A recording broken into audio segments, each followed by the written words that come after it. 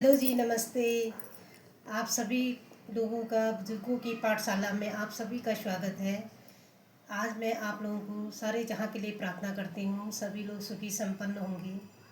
और शाम का समय है, सबके लिए पूजा कर रही हूँ। हर घर में सभी सुखी और संपन्न रहें। हर घर भगवान सभी को सुखी रखें, संपन्न रखें। आज मैं आप लोगों को बरसात के दिन है तो जीव जंतु के बारे में बताने जा रही हूँ। आज मैं आपको बता रही हूँ छिपकली।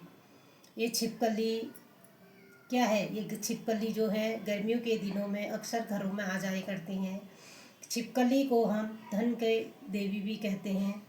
इसमें लक्ष्मी का वास होता है। इस छिपकली के आने से शुभ और अशुभ दोनों चीज़ें होती हैं। जब कभी भी आपके घर में छिपकली आए तो आप उसको भगाएं नहीं, कुछ मत कीजिए। छिपकली की आंखें आगे पीछे दोनों तरफ देखती है छिपकली। आप कुछ मत कीजिए, छिपकली कुछ नहीं करेगी, अपना स्थान बना के वो चल जाता है। इसलिए उस छिपकली को परेशान मत करो। अगर छिपकली आपके बर्तन हर्तन में खाने में पड़ गई तो जहर बन जाएगी। उस खाने को आप लोगों ने खा लिया तो मृत्यु हो जाएगी। इसलिए छिपकली को खाना बनाते समय भी ध्यान रखें कि छिपकली घरों में, किचनों में अक्सर आती हैं, बाथरूम में आती हैं। इनका आना अगर ज़मीन पे अगर ये छिपकली हमें दिख जाए तो बहुत ही शुभ होता है, धन से संबंधित होता है। अगर हमें दक्षिण दिशा की ओर छिपकली दिख जाए तो हानि का वास है।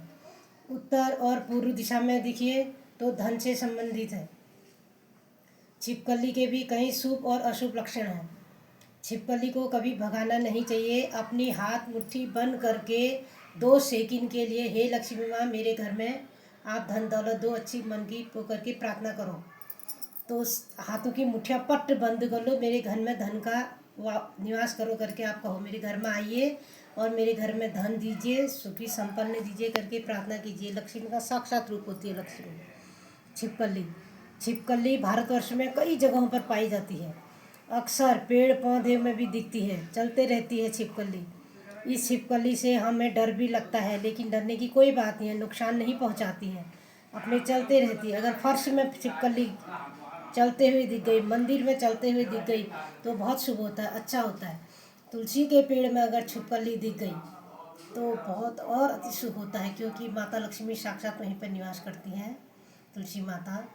किसी बार एक औरत ने पूजा कर रही थी सुबह के टाइम पे, तो तुलसी का पेड़ था, वहाँ पर उसको छिपकली दिख गई। उसने पूजा नहीं की और आ गई तो उसको बड़ा हानि हुआ, उसको परेशानी हुई बहुत।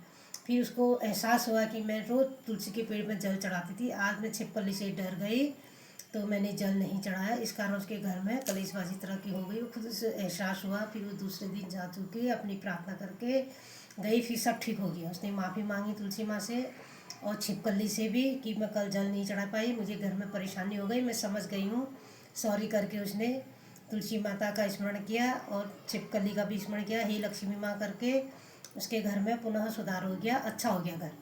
ये छिपकली हमें दुआ भी देती है, बद दुआ भी देती है। छिपकली से हमें डरना नहीं चाहिए, कुछ नहीं करती छिपकली, चलते रहती है, अपना अड्डा बना लेती है, हमें उसे कभी बाहर नहीं भगाना चाहिए। छिपकली के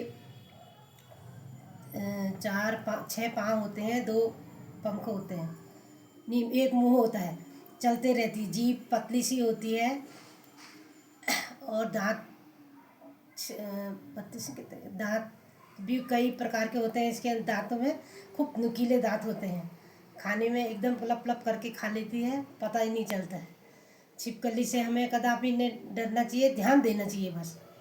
अब मैं समाप्त करती हूँ, बहुत बहुत धन्यवाद। Okay, good night. सभी लोग सुखी हुए, संपन्न हुए।